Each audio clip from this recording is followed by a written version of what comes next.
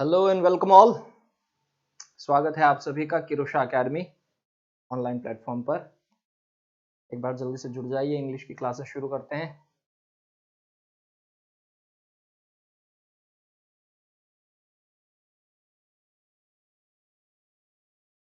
एक बार जल्दी से सेशन को शेयर कर दीजिए।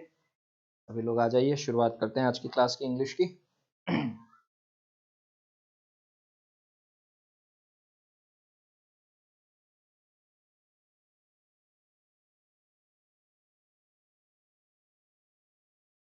Very good evening all.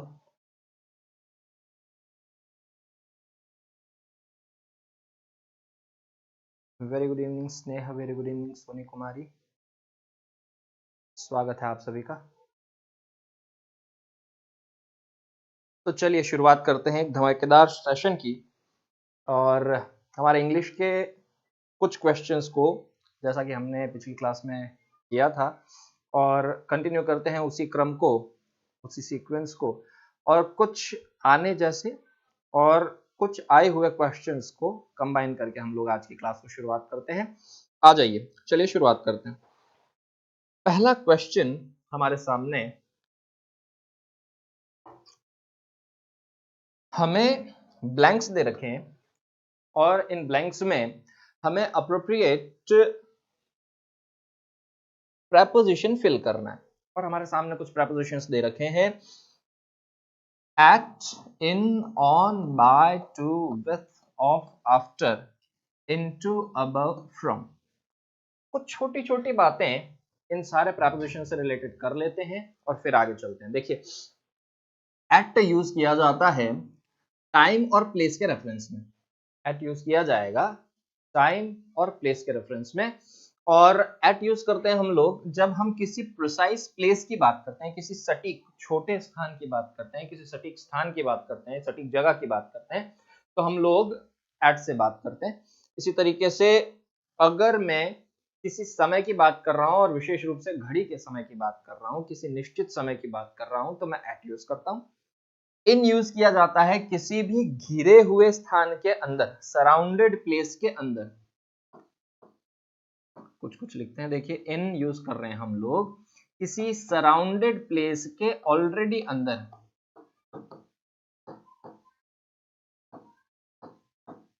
किसी घिरे हुए स्थान के ऑलरेडी अंदर के रेफरेंस में हम लोग इन यूज करते हैं। टाइम के अर्थ में भी काम में लिया जा सकेगा, in the morning, in afternoon, है ना। इस तरह की चीजें हम लोग काम में लेते हैं।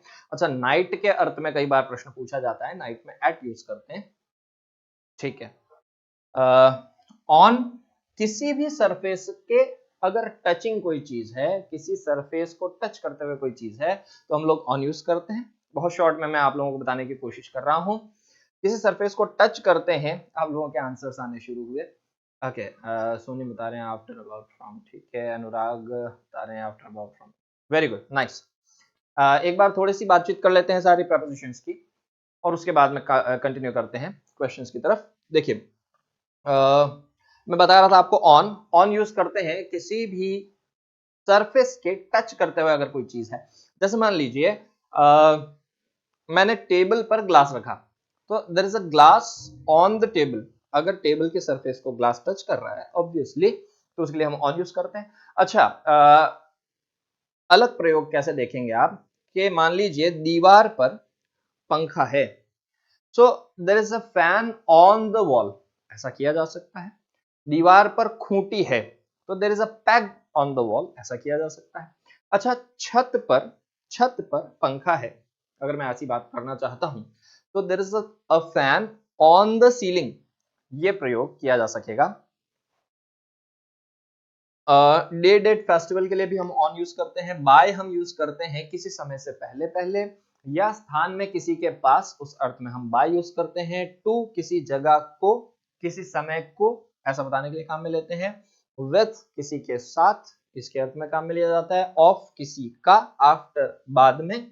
इनटू, अगर बाहर से अंदर की कोई गति है, इस अर्थ में हम इनटू काम में लेते हैं। और अबाउट, के आसपास, के बारे में, इस अर्थ में अबाउट यूज किया जाता है। फ्रॉम, किसी से, किसी जगह से या किसी समय से स्टार्टिंग पॉइंट जब हम बताना चाहते हैं तो हम लोग फ्रॉम यूज करते हैं। नाउ अब हमारे सामने 3 क्वेश्चंस हैं। पहला क्वेश्चन है, आप में से बहुत सारे लोगों ने आंसर दिया है। दीक्षा ठाकुर बता रहे हैं आफ्टर, मिष्टी भारद्वाज बता रहे हैं आफ्टर, अबाउट फ्रॉम, दीक्षा बता रहे हैं अबाउट फ्रॉम। नाइस। देखिए, the two brothers met dash a long time, दो भाई लंबे समय मिले, ऐसा कुछ आना चाह रहा है। तो आप में से जिन जिन लोगों ने आंसर्स दिए हैं लगभग सभी का आंसर ठीक है। The two brothers met after a long time, दो भाई लंबे समय के बाद मिले। Great.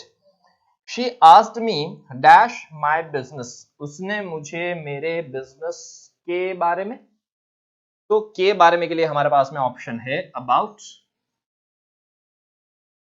She asked me about my business. I am coming dash railway station, मैं रेलवे स्टेशन आ रहा हूं, तो I am coming to the railway station, या I am coming from the railway station, दोनों चीजें हो सकती थी। अगर मैं रेलवे स्टेशन आ रहा हूं, मेरा अगर एंडिंग पॉइंट जहां मैं पहुंचने वाला हूं, मेरा गंतव्य जिसे हम कह सकते हैं, तो जहां मैं रीच करने वाला हूं अगर वो रेलवे स्टेशन है तो मैं कहूंगा I am coming to railway station. या अगर मेरा स्टार्टिंग पॉइंट जहां से मैंने चलना शुरू किया था वो रेलवे स्टेशन है तो मैं कहूंगा I am coming from the railway station. Nice. Okay, Kiran ma'am के आंसर्स आए हैं, ठीक है। आफ्टर अबाउट टू, बिल्कुल ठीक बात है। नेहा साहू के आंसर आए हैं आफ्टर अबाउट, बिल्कुल ठीक बात है। चलिए नेक्स्ट क्वेश्चन की तरफ मूव करते हैं। हमारे सामने क्वेश्चन दे रखा है, fill in the blanks with appropriate prepositions. Again preposition का प्रश्न है हमारे सामने, 3 क्वेश्चंस हैं, प्रीपोजिशन फिल करना है। देखते हैं।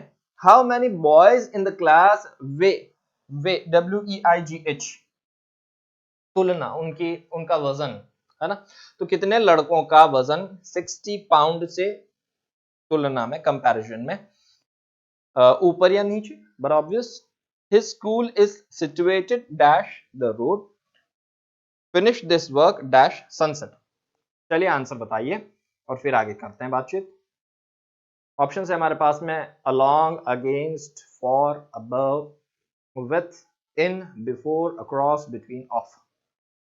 और इनका अर्थ भी आप लोग जानते हैं, बहुत इजी है। अलोंग किसी के साथ साथ, जैसे रिवर के पैरेलल, उसके साथ साथ एक सड़क है, so there is a road along the river. या एक कपल समुद्र के तट के सहारे सहारे, उसके साथ साथ, उसके पैरेलल चले, so the couple walked along the beach, ऐसा किया जा सकता है। अगेंस्ट किसी से टिककर या किसी के खिलाफ अगर हम बातचीत करते हैं। फॉर के लिए, अबव किसी से ऊपर, विथ किसी के साथ, इन किसी में, बिफोर के पहले, अक्रॉस के दूसरी तरफ, बिटवीन दो के बीच, ऑफ किसी का। आंसर्स आप क्या आ रहे हैं, सोनी कुमार बता रहे हैं अबव, अक्रॉस, बिफोर, ठीक बात है। ओके, चलिए देखते हैं। How many boys in the class, class में कितने बॉयज ऐसे हैं जो 60 पाउंड से ऊपर,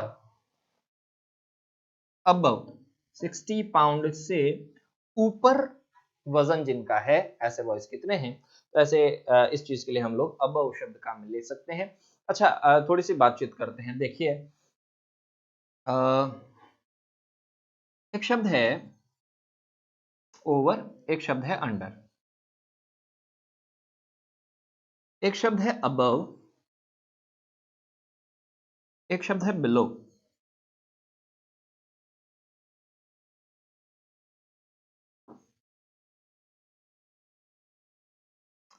ओवर, अंडर, अबव, बिलो, ये सारी चीजें। ओवर ऊपर, अबव ऊपर, अंडर नीचे, बिलो नीचे। अब ये ऊपर नीचे में अंतर क्या है, देखिए अंतर, कोई बता पाएगा मुझे। आपने आंसर्स दिए हैं between, across, before, above, along, before, above, across, before, great. मुझे कोई बता पाएगा ओवर और अबव में क्या अंतर है, या अंडर या बिलो में क्या अंतर है? एनीवन? ओवर और अबव दोनों में क्या अंतर है? अंडर और बिलो दोनों में क्या अंतर है? ओवर अबव दोनों ऊपर के अर्थ के शब्द हैं, अंडर बिलो दोनों नीचे के अर्थ के शब्द हैं।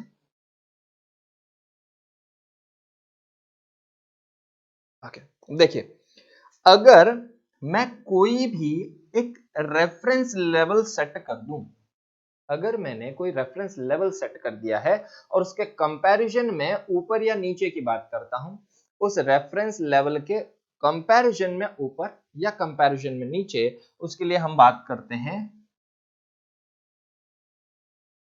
अबव या बिलो।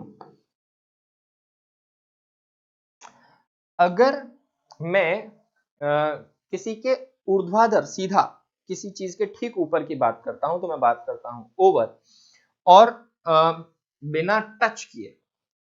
ऑन और ओवर में अंतर यह है कि जब कभी भी मैं ऑन की बात करता हूं तो ऑन हमेशा सरफेस टच करता है, ओवर कभी सरफेस टच नहीं करता। ठीक, अबव जो है वो किसी लेवल के कंपैरिजन में ऊपर, और ओवर बिना टच किए सीधा ऊपर। अंडर किसी चीज के सीधा नीचे, और बिलो किसी रेफरेंस पॉइंट के कंपैरिजन में नीचे। जैसे मान लीजिए मैंने एक एक लेवल सेट कर लिया, मैंने कि इतना रुपए कमाने वाला व्यक्ति एक गरीबी रेखा पर होगा, तो उतने रुपए उस तय मानक से, उस सेट स्टैंडर्ड से कंपैरेटिवली कम कमाने वाला व्यक्ति बीपीएल कैटेगरी में है, बिलो पॉवर्टी लाइन, माने उस कंपैरिजन के नीचे, और उससे ज्यादा कमाने वाले अबव पॉवर्टी लाइन। डन है? तो मेरे ख्याल में मैं पॉइंट क्लियर कर पाया हूं। तो how many boys in the class way above 60 pound? 60 pound एक लेवल सेट कर दिया मैंने, उसके कंपैरिजन में ऊपर की बात कर रहा हूं, तो अब वो बात करता हूं। आप लोगों के आंसर्स आ रहे हैं, बातचीत चल रही है। Over refers the things with no contact, बिल्कुल ठीक बात है। ओवर जब हम किसी कांटेक्ट की बात नहीं करते, कोई टच नहीं कर रहा सरफेस, ऐसी स्थिति में ओवर की बात करते हैं, बिल्कुल ठीक बात है। चलिए नेक्स्ट है, his school is situated dash the road. उसका स्कूल जो है वो रोड के साथ में है। अच्छा, कहां है रोड की तरफ, वो बात करते हैं। देखिए, एक शब्द है अक्रॉस। अक्रॉस शब्द का अर्थ है दूसरी तरफ, ऑन द अदर साइड। तो सड़क के दूसरी तरफ उसका स्कूल सिचुएटेड है, तो हम लोग यहां पर सेकंड में ऑप्शन में काम ले रहे हैं, अक्रॉस। थर्ड क्वेश्चन है मेरा, finish this work dash sunset. अपना काम कंप्लीट कर लीजिए सनसेट से पहले, सूर्यास्त से पहले। तो थर्ड में मुझे फिल करना है बिफोर और अक्रॉस। आप लोगों के आंसर्स भी यही थे। Thank you, congratulations. चलिए नेक्स्ट क्वेश्चन की तरफ मूव करते हैं। क्वेश्चन हमारे पास में ब्लैंक दे रखा है, और उस ब्लैंक में एक शब्द फिल करना है जो इस चीज को सूटेबली मैच करता हो। प्रश्न है मेरा, each occupation has its own dash. Her occupation का अपना होता है। Bankers, lawyers and computer professionals for example all use different languages which outsiders have difficulty in following। तो ऐसी क्या चीज है कि जो हर ऑक्यूपेशन का अपना अपना होता है? ऑप्शन है आपके पास में मेरिट्स, डिसएडवांटेजेस, रिवॉर्ड्स और jargons. Waiting for your answers. Merit आप जानते हैं, किसी चीज के गुण, मेरिट्स आर किसी चीज के गुण, ठीक है। डिसएडवांटेज किसी चीज की नुकसान, हानि, ठीक है। आपके आंसर आए हैं, रिया पात्रा बता रहे हैं सी। डिसएडवांटेज किसी चीज का नुकसान, कमी, है ना, उसकी हानि, उसका नुकसान क्या है। रिवॉर्ड उसका मिलने वाला इनाम। नया शब्द शायद आप लोगों के लिए ये हो, जार्गन्स। जार्गन क्या चीज है? सोनी कुमारी बता रहे हैं जार्गन, दीक्षा बता रहे हैं ए, जिस्सा जीनो बता रहे हैं बी, अनुराग बता रहे हैं डी। ओके, जार्गन, जार्गन क्या चीज है? जार्गन ऐसे शब्द, ऐसी भाषा है जो किसी पर्टिकुलर टाइप के सेक्ट के द्वारा, पर्टिकुलर टाइप के लोगों के द्वारा काम में ली जाती है और उन लोगों के अलावा उस भाषा को कोई न जानता हो, ऐसे शब्द, ऐसी वोकैबुलरी, ऐसी लैंग्वेज जो है वो जार्गन कहलाती है। तो यहाँ पर चूंकि हम लोग बात कर रहे हैं ऐसी लैंग्वेज जो उन लोगों के अलावा आउटसाइडर्स ना जानते हो, तो यहाँ पर सही ऑप्शन जो सूटेबल ऑप्शन है वो है डी। आप में से बहुत सारे लोगों ने डी ऑप्शन दिया है, उसके अलावा कुछ का बी, ए, सी ऐसे आंसर्स भी आए हैं। So the right answer here is D, jargons.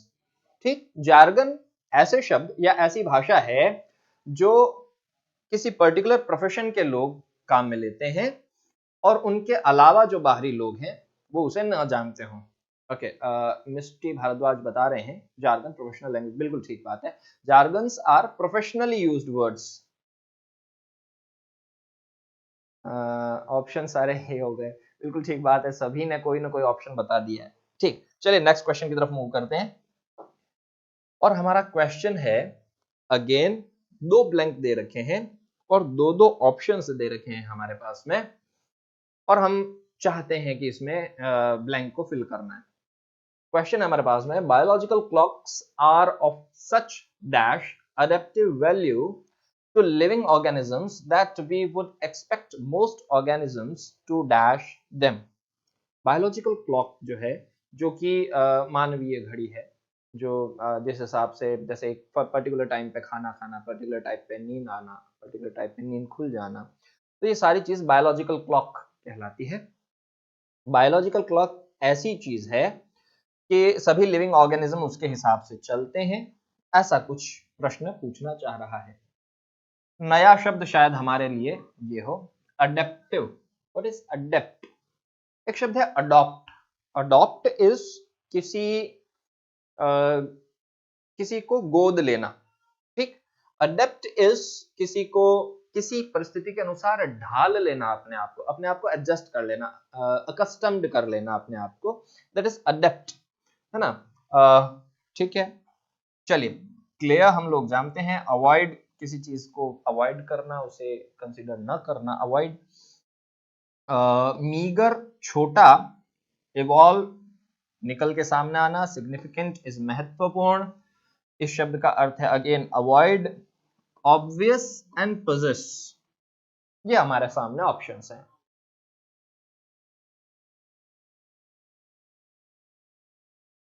तो आप लोगों के आंसर्स आ रहे हैं डी डी डी, जिस्सा जीनो सोनी नेहा, सभी के आंसर्स आ रहे हैं डी। ओके, तो यहां पर सही ऑप्शन जो है वो मेरा है डी, ऑब्वियस और possess. Biological clocks are of such obvious adaptive value to living organisms that we would expect most organisms to possess them. ये हमारा ठीक ऑप्शन होगा, डी ऑप्शन यहाँ पर ठीक है। नेक्स्ट क्वेश्चन की तरफ मूव करते हैं। क्वेश्चन आपके सामने ये रहा, अगेन एक ब्लैंक दे रखा है और हम लोग चाहते हैं कि इसमें सही ऑप्शन क्या है उसे चुनना। Question is, many people at that time believed that spices help preserve food. However, Hall found that many marketed spices were dash bacteria, molds and yeasts. आपके आंसर आ रहे हैं डी। चलिए देखते हैं। बहुत सारे लोग उस समय पर ये विश्वास करते थे, उन्हें ये लगता था, वो ये मानते थे कि स्पाइसेस जो हैं, मसाले जो हैं, वो प्रिजर्व करते हैं खाने को सेफ रखने के लिए काम करते हैं। लेकिन हॉल नाम के एक व्यक्ति ने ये पाया कि जो मार्केट में मिलने वाले मसाले हैं उनमें बैक्टीरिया, मोल्ड और यीस्ट होते हैं। ठीक, अच्छा यहाँ पर ध्यान देने की बात क्या है, एक शब्द आया हमारे सामने हाउएवर। बहुत सारे लोग विश्वास करते थे कि मसाले खाने को प्रिजर्व करते हैं, ये पॉजिटिव स्टेटमेंट है, और उसके बाद में जब आता है हमारे सामने however, तो however हमेशा कॉन्ट्राडिक्टिंग स्टेटमेंट देता है, मतलब हमें जो भी शब्द चाहिए वो एक नेगेटिव टाइप का शब्द चाहिए। ठीक है, देखते हैं क्या क्या है। डिवॉइड ऑफ मतलब किसी से वंचित होना, हाँ, कोई चीज की कमी होना। तो अगर मैं बैक्टीरिया, मोल्ड और यीस्ट की बात करूं डिवॉइड ऑफ, तो मतलब उसमें नहीं होते, ये अगेन नेगेटिव स्टेटमेंट नहीं बनता है। टीमिंग विथ किसी में बहुत ज्यादा एक साथ में एक जैसी जैसी चीज का कलेक्ट हो जाना, ये टीमिंग होता है। Improved by, destroyed by, improve मतलब बढ़ जाते हैं, बैक्टीरिया, मोल्ड और यीस्ट के द्वारा वो स्पाइसेस बढ़ जाते हैं, ऐसा नहीं कह सकते। डिस्ट्रॉय खराब कर दिए जा सकते हैं, ऐसा नहीं करते।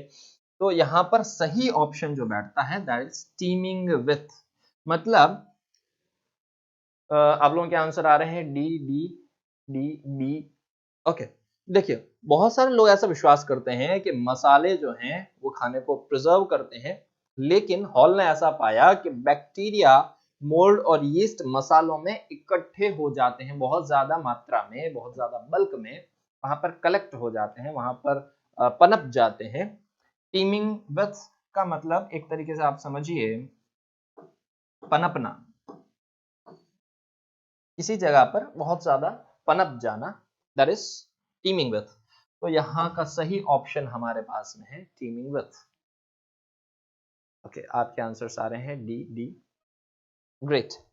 ये पिछली बार के कंपैरिजन में कुछ अलग तरीके के क्वेश्चंस हमने अलग अलग एग्जाम्स से और संभावित जो भी परिस्थितियां बनती है कि जैसे जैसे क्वेश्चंस बन सकते हैं हमने वैसे लेने की कोशिश करी है। चलिए नेक्स्ट क्वेश्चन की तरफ मूव करते हैं। क्वेश्चन है हमारे सामने, which of the following is an antonym of docile? docile शब्द का एंटोनिम क्या होगा, बताइए। फिर बातचीत करते हैं docile शब्द क्या है इसके बारे में।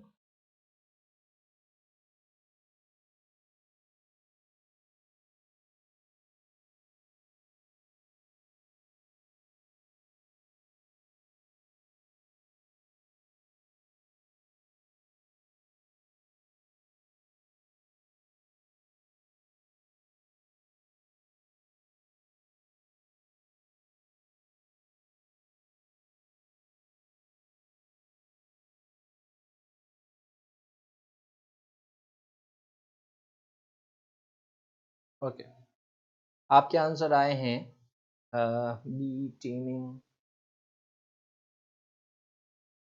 docile का एंटोनिम, उसका विपरीत शब्द हम चाह रहे हैं। देखिए docile शब्द का मतलब क्या है, docile इज मीक, भोला, है ना, जिसे मैनेज किया जा सकता हो।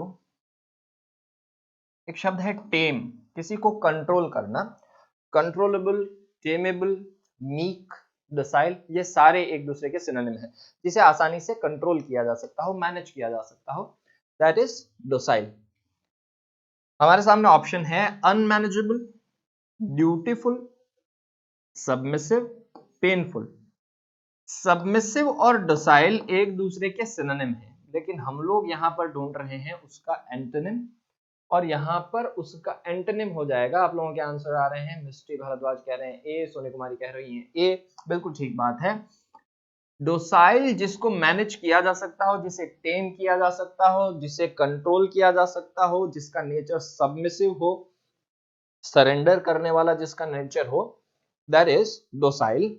और जिसे मैनेज नहीं किया जा सकता, डोसाइल का अपोजिट, बिल्कुल, तो यहां पर हो जाएगा अनमैनेजेबल। तो सही ऑप्शन यहां पर बैठता है अनमैनेजेबल। ठीक है, नेक्स्ट क्वेश्चन की तरफ मूव करते हैं। देखिए क्वेश्चन हमारे सामने है, which of the following is an antonym of erudite?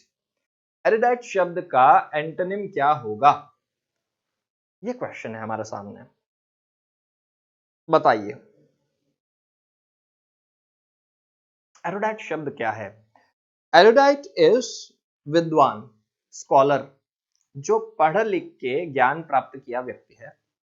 Scholarly person, knowledgeable person, erudite, educated, literate, ये सारे लगभग आसपास के शब्द होंगे। ऑप्शन हमारे सामने है professional, stately, short, ignorant. Professional आप जानते हैं जो किसी प्रोफेशन से रिलेटेड हो, प्रोफेशनल। स्टेटली जिसका स्टेटस हाई हो, दैट इज स्टेटली। शॉर्ट छोटा, इग्नोरेंट अनजान, जो ज्यादा पढ़ा लिखा, ज्यादा नॉलेजेबल नहीं है, दैट इज इग्नोरेंट, अनपढ़ जैसा आप कह सकते हैं। एरिडाइट इज नॉलेजेबल। प्रोफेशनल आप जानते हैं, स्टेटली मैंने बताया आपको, हाई स्टेटस का। शॉर्ट छोटा, इग्नोरेंट अनपढ़, जो ज्यादा जानता नहीं। तो सही ऑप्शन कौन सा हुआ? हम लोग ढूंढना चाह रहे हैं इसका एंटोनिम, और एंटोनिम इसका सही बैठा डी, इग्नोरेंट। इसका ठीक एंटोनिम हुआ इग्नोरेंट। दीक्षा ठाकुर आंसर दे रहे हैं डी, बिल्कुल ठीक बात है। चलिए आगे नेक्स्ट क्वेश्चन की तरफ मूव करते हैं। सोनी कुमारी का आंसर आ रहा है डी। Okay, nice, great. चलिए आगे चलते हैं, थोड़ा सा आंसर्स के साथ क्विक होइए। मिस्टी, नेहा, सभी के आंसर्स आ रहे हैं, ग्रेट। नेक्स्ट क्वेश्चन है हमारे सामने, which of the following is a synonym of conciliatory? Conciliatory शब्द का सिनोनिम चाहिए हमें। कंसिलिएटरी का सिनोनिम, उसका पर्यायवाची। तो प्रश्न है कि कंसिलिएटरी का मतलब क्या हुआ। बाकी जो हमारे पास में ऑप्शंस है, foolish, soothing, advisory, very proud, ये तो हम लोग जानते हैं। फूलिश का मतलब है जो मूर्खतापूर्ण है, जिसमें पागलपन टाइप की चीज, मूर्खता टाइप की चीज है। सूदिंग इज किसी को शांत करने वाला। एडवाइजरी इज जो एडवाइजेस जारी होती है, जो सलाह जारी होती है, दैट इज एडवाइजरी। जैसे कोविड के दौरान मास्क पहनना, हाथ को बार बार धोना, किसी से हाथ नहीं मिलाना, प्रॉपर डिस्टेंस मेंटेन करना, ये सारी एडवाइजरी जारी हुई थी। वेरी प्राउड, बहुत ज्यादा गर्व करना, बहुत ज्यादा घमंड करना। ये सारे ऑप्शंस के मतलब हैं। आपके आंसर आ रहे हैं डी, डी, सी। दीक्षा बता रहे हैं सी, ओके। और कोई है ऑप्शंस? आंसर्स बताइए। चलिए देखते हैं। कंसिलिएटरी, कंसिलिएटरी शब्द का अर्थ होगा, कंसिलिएट करना माने किसी से फ्रेंडली बिहेवियर करना, किसी के बीच में फ्रेंडली, किसी के साथ दोस्ती मेंटेन हो जाना, अनबन खत्म हो जाना, ये सारा शब्द जो है वो कंसिलिएट शब्द का अर्थ होगा। हाँ, तो कंसिलिएटरी का मतलब होता है फ्रेंडली मैनर लाने वाला, शांति स्थापित करने वाला। हाँ, तो इसका ठीक सिनोनिम जो बैठता है दैट इज सूदिंग। सूद शब्द का अर्थ होता है SWOTHE, सूद, किसी को शांत करना, टू पैसिफाई। पैसिफाई माने शांति मेंटेन करना, कंसिलिएट करना, ये सारे एक अर्थ के शब्द हुए। तो यहाँ पर सही ऑप्शन हुआ बी, सूदिंग। आपके आंसर आ रहे हैं ए, ओके। नहीं, ठीक है, इस वाले क्वेश्चन में आई गेस शायद आप लोगों के लिए थोड़ा सा मुश्किल रहा हो। सूदिंग जो क्वेश्चन का आंसर है वो ठीक है। अच्छा, पिछली क्लास में किसी का एक कमेंट था, कंप्लेन थी कि सर सही आंसर साथ साथ में अलग से बताइए। तो हमने इस बार कोशिश की है कि अपनी प्रेजेंटेशन को थोड़ा और मोल्ड किया जाए, थोड़ा और चेंज किया जाए आप लोगों के लिए ज़्यादा बेटर अंडरस्टैंडिंग के लिए। तो हम लोगों ने आंसर्स को इस बार अलग से हाईलाइट करने की कोशिश की है। आई होप आप लोग इसे पसंद कर पा रहे हैं, आप लोगों के लिए ज़्यादा बेनिफिशियल है, ज़्यादा अंडरस्टैंडिंग है आप लोगों के लिए। चलिए आगे चलते हैं, नेक्स्ट क्वेश्चन की तरफ मूव करते हैं। क्वेश्चन है हमारे सामने, arrange the following to form a meaningful sentence. हमारे सामने दे रखा है कि नीचे जो चीजें हैं ए बी सी डी, उनको अरेंज करना है एक मीनिंगफुल सेंटेंस में। ही सेड, आगे चार ऑप्शन दे रखे हैं। Here is a cat through out the night which had been playing havoc with things that ate the rat. Proper sequence क्या होगा बताइए। सोनी कुमारी बता रहे हैं कि सर सिनोनिम की जगह एंटोनिम पढ़ लिया गलती से। ये हमने पिछली क्लास में भी बात किया कि हमारा दिमाग जो है वो एक अलग तरीके से सेट हो जाता है ड्यूरिंग एग्जामिनेशन। हम लोग सही चीज को पढ़ने की हमेशा कई बार सही ऑप्शन ढूंढते ढूंढते अचानक से क्वेश्चन आता है कि इसमें से गलत ढूंढिए, या बहुत सारे सिनोनिम के क्वेश्चन के बीच में अचानक से क्वेश्चन आता है कि एंटोनिम ढूंढिए। इस चीज का एग्जाम के दौरान हमेशा ध्यान रखें कि क्वेश्चन क्या कह रहा है, हमेशा उसकी लैंग्वेज पढ़िए और फिर उसे आंसर कीजिए। 11th question, arrange the following to form a meaningful sentence. और यहाँ पर हमारे सामने ऑप्शंस हैं, बताइए।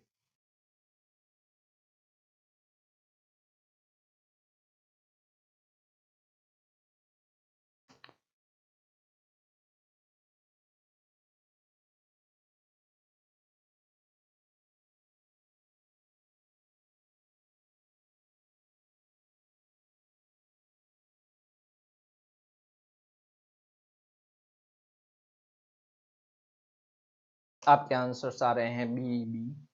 Okay, great. अच्छा, बी क्यों, किस हिसाब से? क्योंकि बी अलग लग रहा है बाकी सबसे, बाकी सारे।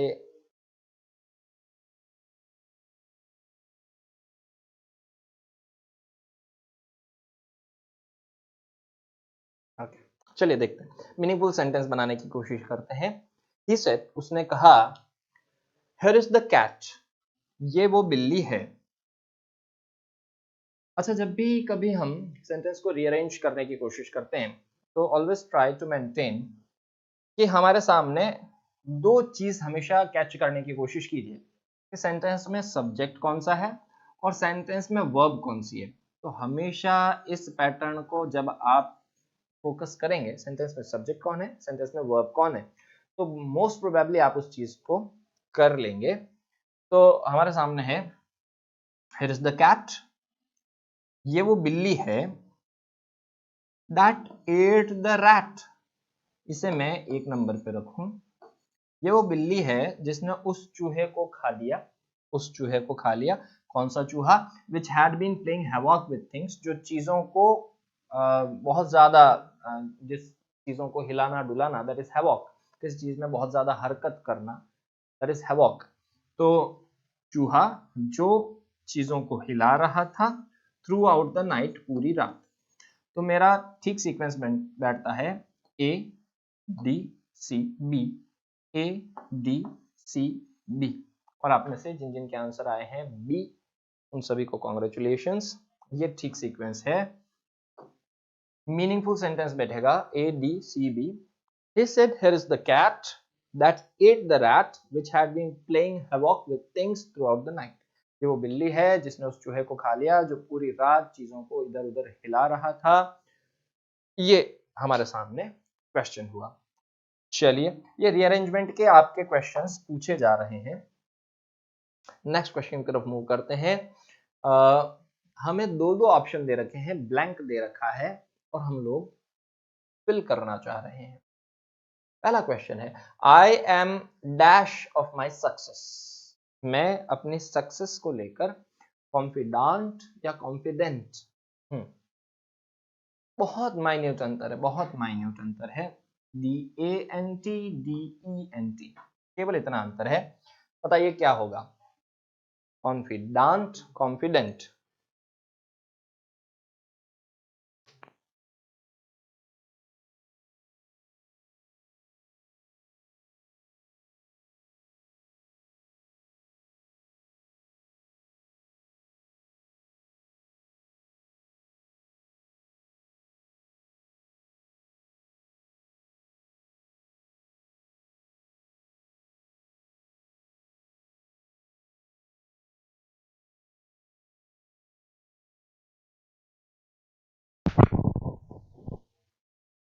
ओके, दोनों में अंतर समझिए।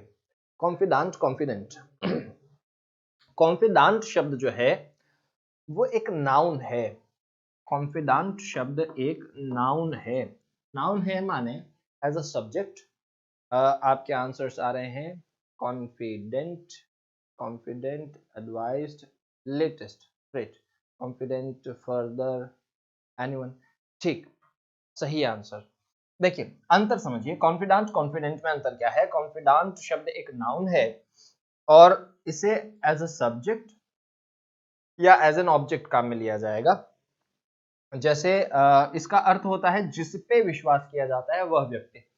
तो जैसे मैं कह दूं कि mister Amit Shah is a confident of mister Narendra Modi, है ना, मोदी के विश्वास पात्र है अमित शाह। तो कॉन्फिडेंट शब्द जो है वो विश्वास पात्र, जिसपे भरोसा किया जाता है, उस शब्द के लिए कॉन्फिडेंट शब्द काम में लेते हैं। कॉन्फिडेंट शब्द एक एडजेक्टिव है, एक विशेषण है, और यहां पर मुझे चाहिए मैं अपनी सफलता को लेकर बहुत ज्यादा विश्वस्त हूं, कॉन्फिडेंट हूं, मुझे भरोसा है, और यहां पर मुझे एडजेक्टिव चाहिए, और मेरा सही ऑप्शन यहां पर बैठता है confident, DENT, confident. I hope आप लोग अंतर समझ पा रहे हैं कि आपके आंसर्स आ रहे हैं। Anyone advised for the latest, anyone advised latest, great. चलिए देखते हैं। No dash explanation on this issue please, इस मुद्दे पर और कोई आगे कोई एक्सप्लेनेशन, आगे कोई सफाई नहीं चाहिए, ऐसा व्यक्ति कहना चाह रहा है। ऑप्शन हमारे पास में है फार्दर और फर्दर। बहुत अच्छा प्रश्न है और कई बार इस तरीके के, इस नेचर के प्रश्न पूछे जाते हैं। फार्दर फर्दर में अंतर समझिए। जब कभी भी मैं डिस्टेंस की बात करता हूं और दूरी में कंपैरेटिवली दूर की बात करता हूं, तो मैं बात करता हूं फार्दर शब्द की। ये हमेशा डिस्टेंस को बताएगा, दूरी को बताएगा। और फर्दर हमेशा बताता है सीक्वेंस को, किसी क्रम में, किसी सीक्वेंस में आगे को बताता है। फार्दर हमेशा दूरी में आगे शब्द को बताता है, फर्दर हमेशा सीक्वेंस में आगे को बताता है। और यहां पर इसके आगे, इस क्रम में आगे मुझे और कुछ नहीं सुनना, इसके लिए सही शब्द हुआ फर्दर, FURTHER। बहुत माइन्यूट सा अंतर है स्पेलिंग में, प्लीज नोट कीजिए। जब कभी भी आप एग्जाम फाइट कर रहे हैं तो बहुत माइन्यूट से अंतर से प्रश्न पूछे जाते हैं, बहुत छोटे छोटे मार्जिन पे, बहुत छोटे छोटे अंतर पे प्रश्न पूछे जाते हैं। तो हमेशा अपने क्वेश्चंस को बहुत ध्यान से, बहुत सावधानी से पढ़िए। चलिए, is there dash in the hall, क्या हॉल में कोई है, बड़ी सिंपल सी बात है। और एनीवन जो शब्द है वो यहाँ पर ठीक बैठता है। नन कोई नहीं के अर्थ में काम में लिया जाने वाला शब्द है, कोई के अर्थ में हम लोग बात करते हैं एनीवन। नेक्स्ट क्वेश्चन है मेरे पास, the father dash the son to stop fighting, पिता ने बेटे को सलाह दी कि वह लड़ना बंद कर दे। और हमारे पास में ऑप्शन है एडवाइज्ड, एडवाइज्ड। जहां तक मैं याद कर पा रहा हूँ, हमारे लास्ट क्लास में, हमने लास्ट सेशन में ये बात की थी कि ADVISED और ADVICED, इसमें ADVICE जो शब्द है वो नाउन है और ADVISE जो वर्ब है। और हमें यहाँ पर वर्ब का पैटर्न चाहिए, और सही ऑप्शन जो बैठेगा that would be ADVISED, advised. ठीक, लास्ट क्वेश्चन इसी में। Mona exclaimed, she is enjoying wearing her dash dress. Mona ने एक्सक्लेम किया कि वह अपने ड्रेस को एंजॉय कर रही है पहनना। लेटर और लेटेस्ट, लेटेस्ट इज सबसे नया, और लेटर इज टाइम में, बाद में। अच्छा, यहां पर समझिए, शब्द है लेट, इसकी कंपैरेटिव डिग्री होती है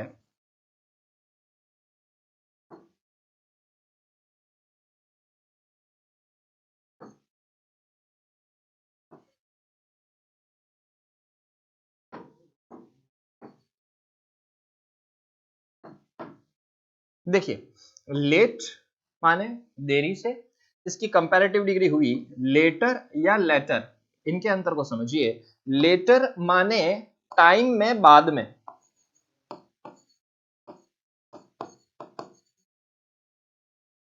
बाद में के अर्थ का शब्द है लेटर। लेटर कब होगा, जब मेरे पास में कोई दो है, दो के क्रम में जो बाद में है।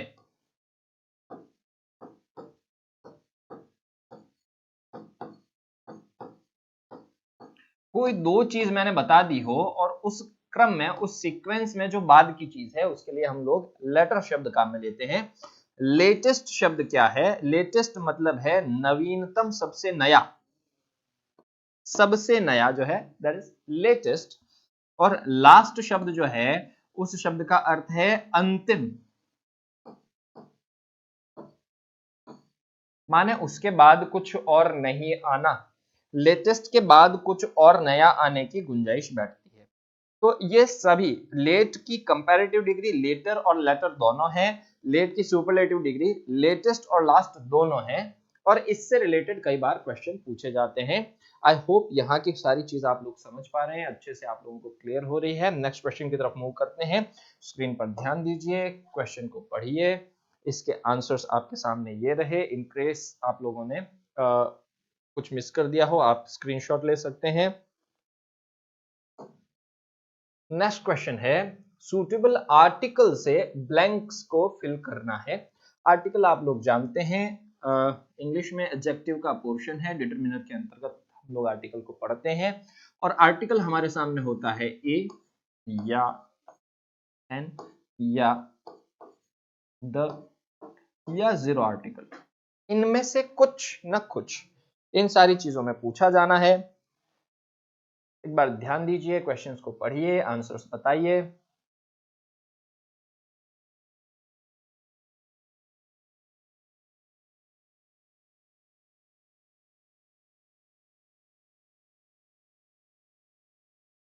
थोड़ी सी बातचीत कर लेते हैं आर्टिकल्स की। ए या एन दोनों इंडेफिनिट आर्टिकल हैं। ये दोनों किसी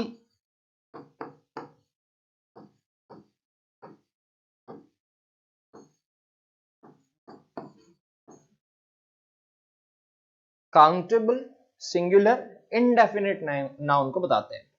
ए और एन हमेशा काउंटेबल सिंगुलर इंडेफिनिट को बताते हैं। द हमेशा डेफिनिट को बताता है।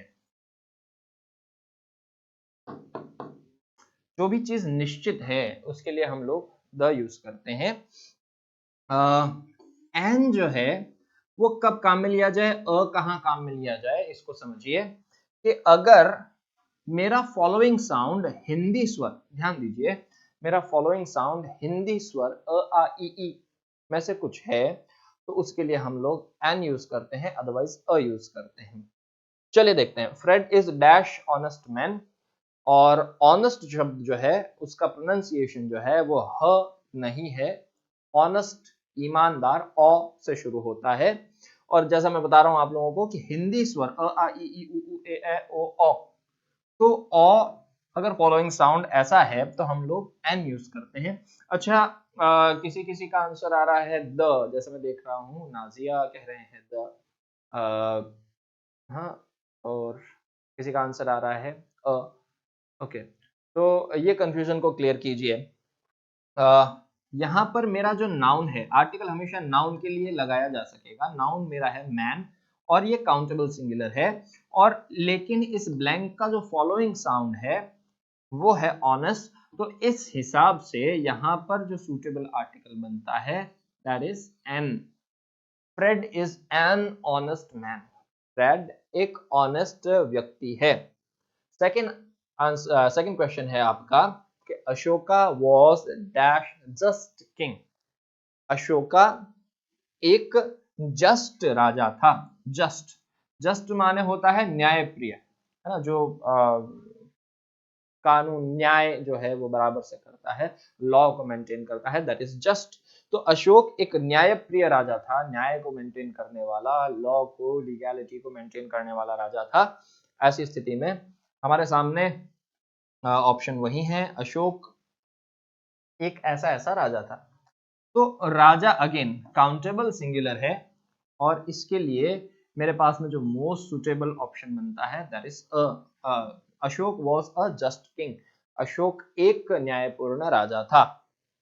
थर्ड क्वेश्चन है मेरे पास में, lion allowed dash mouse to leave. Lion ने चूहे को जाने के लिए अलाउ किया। इस चीज को समझिए। माउस, माउस शब्द जो है चूहा, it is again countable singular, लेकिन अब बात आती है कि ये किसी निश्चित की बात चल रही है या अनिश्चित की बात चल रही है। देखिए जब कभी भी ऐसी बात हो कि जिस नाउन के बारे में हम लोग आर्टिकल लगाना चाह रहे हैं उसके बारे में बोलने वाला सुनने वाला अगर किसी तरीके की जानकारी रखता है तो हम लोग उसमें हमेशा डेफिनेट आर्टिकल द यूज करते हैं। और अगर उसमें बोलने वाला सुनने वाला जानकारी नहीं रखता है तो हम इनडेफिनेट आर्टिकल ए या एन यूज करते हैं।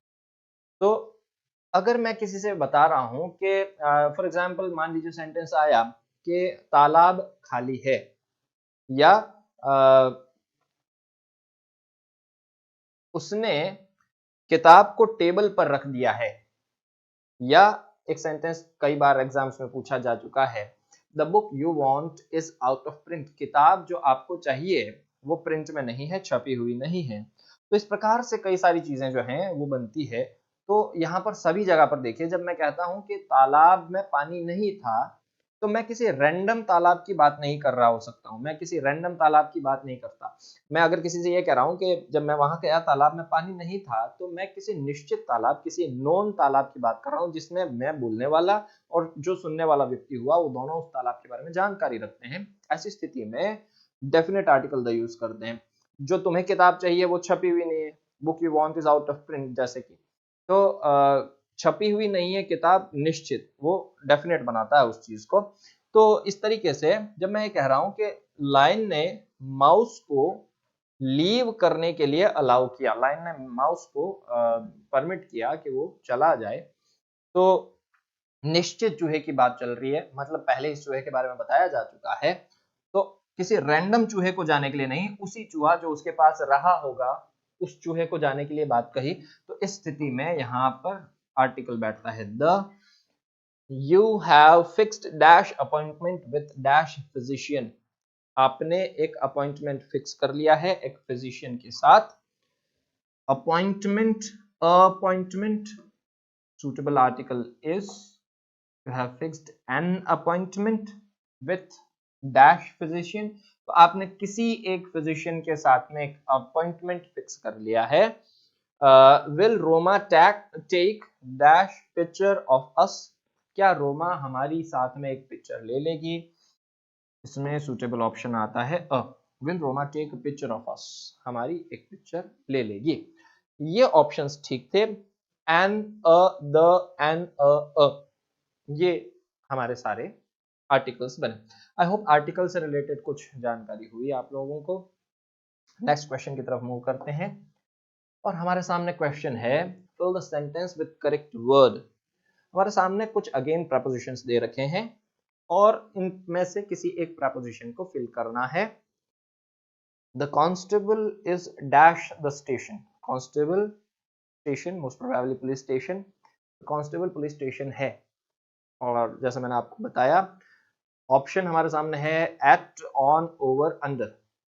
ओवर बिना टच किए ऊपर, अंडर किसी चीज के नीचे या अधीन के अर्थ में भी अंडर काम में लिया जा सकता है। ऑन किसी सरफेस को टच करते हुए ऊपर, और एट किसी प्रिसाइज स्थान की जब हम बात करते हैं, किसी सटीक जगह की बात करते हैं, तो हम एट यूज करते हैं। ऑप्शन बता रहे हैं, मिस्टी बता रहे हैं, explain about first statement sir. Okay,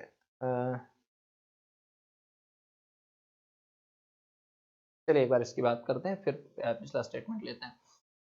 the constable is, जब भी कभी किसी सटीक जगह की बात की जाएगी तो हम लोग बात करते हैं at. The constable is at the station. आप लोगों के आंसर आ रहे हैं एट एट एट एट, बिल्कुल ठीक बात है, ग्रेट। चलिए मिस्टी भारद्वाज पूछना चाह रहे हैं कि पिछला स्टेटमेंट में पहला स्टेटमेंट क्या था, एक बार उसे कंसिडर कीजिए। Fred is dash honest man, ये जो शब्द हुआ इसका प्रोनाउंसिएशन होगा, एक कॉमन मिसकंसेप्शन है कि जब कभी भी ए ई आई ओ यू हो तो उसके साथ में एन यूज कीजिए, जो कि बिल्कुल ठीक नहीं है। ऐसे बहुत शब्द हैं जिनमें हम ए ई आई ओ यू के अलावा एन यूज करते हैं, या ऐसे बहुत शब्द हैं जिनमें हम ए ई आई ओ यू के साथ भी एन यूज नहीं करते। जैसे फॉर एग्जाम्पल अगर मैं कह रहा हूं यूनिवर्सिटी,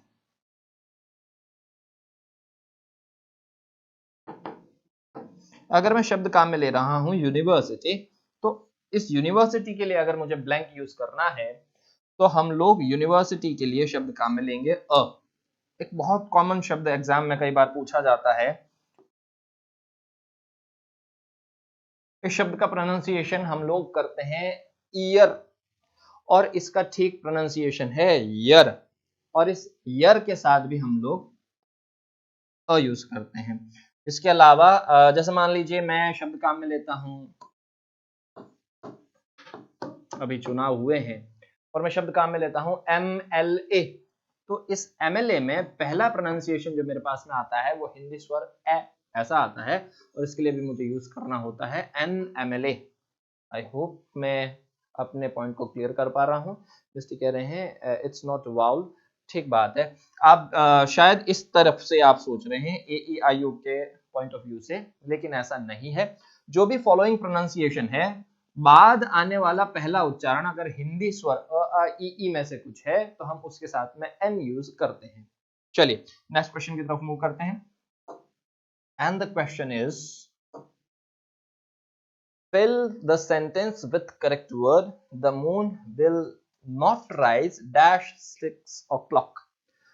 चांद 6 बजे से पहले नहीं उगेगा। बिफोर, पहले के अर्थ का शब्द बड़ा सिंपल सा क्वेश्चन था। बिफोर शब्द हम लोग यहाँ यूज करना चाह रहे हैं। सिंस, टिल, आफ्टर के बारे में थोड़ी सी बातचीत कर लेते हैं। सिंस किसी निश्चित समय से आगे की बात जब करते हैं तो सिंस काम में लेते हैं। किसी समय तक की अगर हम बात करते हैं तो टिल बात करते हैं। आफ्टर के बाद के अर्थ का शब्द है, और यहाँ पर 6 बजे से पहले चांद नहीं उगेगा ऐसा मैं कहना चाहता हूं, तो यहाँ पर ठीक ऑप्शन जो बैठता है दैट इज बिफोर। ग्रेट, आपके आंसर है बिफोर बिफोर बिफोर, ग्रेट। चलिए नेक्स्ट क्वेश्चन की तरफ मूव करते हैं। Choose the option with grammatical error in the following sentence. आपके सामने एक सेंटेंस दे रखा है, उसको कुछ हिस्सों में तोड़ दिया गया है और उसके किसी एक हिस्से में ग्रामेटिकल एरर है और उसको हमें आइडेंटिफाई करना है। साथ साथ अगर आप आइडेंटिफाई कर रहे हैं तो बताइए कि उसमें क्या एरर है, उसको रेक्टिफाई कैसे किया जाए, बताइए। सेंटेंस है I visit Niagara Falls dash last weekend. I visit Niagara Falls last weekend, और ऑप्शंस हैं I visit Niagara Falls last weekend, no error. इनमें क्या किया जाए?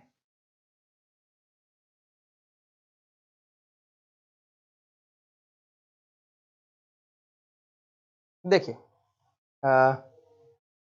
बता रहे हैं ए, ठीक है। देखिए ध्यान दीजिए, अगर किसी सेंटेंस में कभी भी कोई पास्ट का टाइम, किसी सेंटेंस में कभी भी कोई पास्ट का टाइम आ गया है, पास्ट के टाइम से मेरा मतलब है लास्ट के साथ में कुछ भी दे दिया मैंने, last Monday, last weekend, last week, कुछ भी, हाँ, या बिल्कुल नाजिया बता रहे हैं विजिटेड, ठीक बात है। रिया बता रहे हैं ए, सोनी बता रहे हैं ए, दीक्षा बता रहे हैं ए, ग्रेट। मिस्टी बता रहे हैं विजिटेड, बिल्कुल ठीक है, बिल्कुल ठीक है, आप लोग एकदम सही आइडेंटिफाई कर रहे हैं। अगर पास्ट का कोई भी टाइम दे दिया है, जैसे लास्ट के साथ में कुछ दे दिया, या यस्टरडे दे दिया, यस्टर नाइट दे दिया, ऐसा कुछ भी, कोई पुराना समय जैसे इन 1947, या अगो शब्द दे दिया, ये सारे शब्द जो हैं वो हमेशा पास्ट को बताने वाले हैं। और जब कभी भी पास्ट का समय है तो हम लोग हमेशा past simple tense, past simple का मतलब हुआ ऐसा यूज करेंगे, या तो वर्ब सेकंड फॉर्म, या हम लोग यूज करते हैं डिड फर्स्ट फॉर्म। इस तरीके की चीज हमें यूज करनी होगी। और यहाँ पर हमारे सामने क्लियरली दे रखा है लास्ट वीकेंड, और जब लास्ट वीकेंड की बात है तो मैं विजिट नहीं कर सकता, मुझे करना होगा आई विजिटेड। अच्छा, यहाँ पर कॉमनली क्या चीज दी जाती है, कॉमनली क्या एक एरर बनाया जाता है, उसे समझिए कि अगर पास्ट का कोई टाइम है तो उसमें एकदम पढ़ने में ठीक लगेगा आपको प्रेजेंट परफेक्ट टेंस। जैसे मैं कह दूं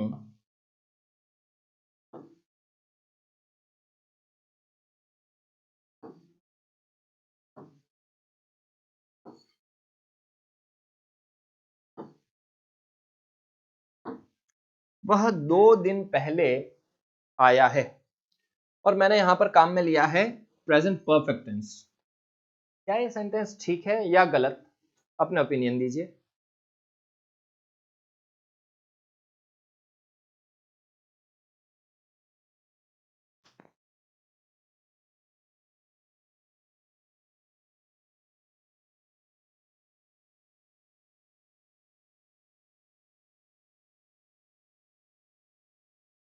ओके, देखिए, अगर मैं अगो शब्द के साथ में बात कर रहा हूं तो मैं कभी भी प्रेजेंट परफेक्ट टेंस काम में नहीं ले सकता। मुझे हमेशा पास्ट सिंपल माने अराइव्ड वर्ब की सेकंड फॉर्म यूज करनी होगी। आई होप मैं क्लियर हूं। एक दो क्वेश्चन और देखते हैं, फिर आपकी नेक्स्ट क्लास की तरफ मूव करते हैं। आई विजिट को विजिटेड करना होगा, that's but obvious and clear.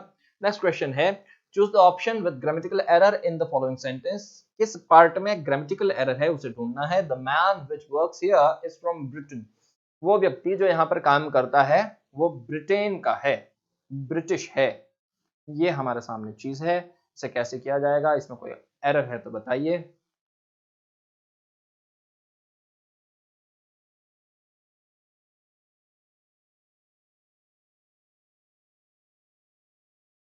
Okay, देखिए, जब कभी भी मैं किसी ह्यूमन की बात करता हूं, इंसान की बात करता हूं, तो मुझे हमेशा यूज करना चाहिए हु। जब कभी भी इंसान से रिलेटेड बात की जाए तो हमें यूज करना चाहिए हु। विच जो है वो हम लोग चीजों के लिए काम में लेते हैं, व्हाट या विच चीजों के लिए, निर्जीव चीजों के लिए काम में लेते हैं, या ज्यादा ठीक होगा मैं कहूं कि नॉन ह्यूमंस के लिए विच काम में लिया जाता है। दैट जो है वो ह्यूमन नॉन ह्यूमन दोनों के लिए काम में लिया जा सकता है। तो यहाँ पर जो ठीक ऑप्शन बचता है that is who. I hope आज की क्लास आप लोगों के लिए लुक्रेटिव रही हो, लाभदायक रही हो।